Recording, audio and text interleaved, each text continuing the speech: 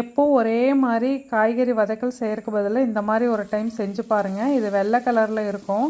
எண்ணெய் நல்லா காஞ்சதுக்கு அப்புறமா அதில் சோம்பு தாளிச்சிட்டு பச்சை மிளகாய், தட்டி வச்சிருக்கிற இஞ்சி பூண்டு போட்டு ஓரளவுக்கு வதங்கினதுக்கப்புறம் வெங்காயத்தையும் சேர்த்து நம்ம அதை மூடி வச்சு வேக வைக்கும் போது தான் அது நல்லா வெந்து கிடைக்கும். இது ஓரளவுக்கு வெந்ததுக்கு அப்புறமா தயிர் சேர்த்திக்கலாங்க.